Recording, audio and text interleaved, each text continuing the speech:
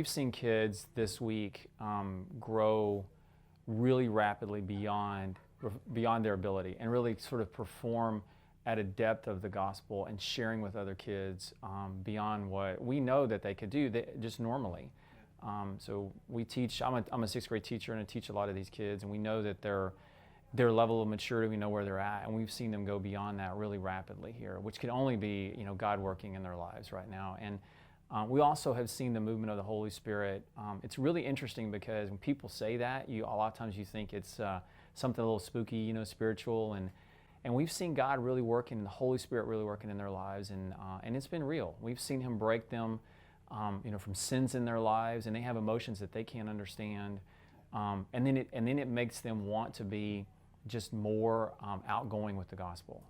We've also seen them kind of take on a really unique sort of just heart for the kids in this community.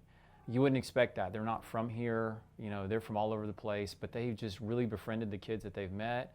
They care about them, they pray about them, and beyond what anything that you would normally see with a bunch of kids this age. You did a real simple invitation, nothing fancy, and you didn't have emotional songs. I mean, there were some songs playing. It wasn't a fancy video. It's pretty simple. And we went to go to bow our heads to pray. And you asked for kids to come up. And I just kept my eyes closed, and I sort of looked up for a second. I thought, well, I'll kind of see which kids have gone down. And everyone had gone down. Almost every child that we had here had gone down to the front. And I thought, well, that's God moving, right? That's God moving. Because I know some of these kids that they're not going to fall to peer pressure. It's not going to be just, I'm going because my friend's going. I mean, these are kids that they're only going to go if they feel pulled by the Spirit of God. And there's some stubborn kids in here, including my own daughter. I'm kind of surprised to see her down there. And then as you look at them, they're weeping. They have emotions they can't explain. They couldn't even explain it afterwards. And that's the Holy Spirit working in their lives, and we don't fully understand it.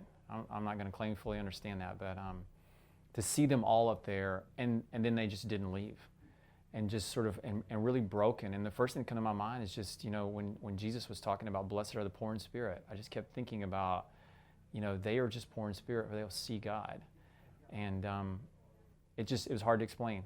They were just kids that we've been teaching, and they were just broken and in tears. Over their lives, over their sin. I think just coming in contact with the Holy Spirit really drove them there.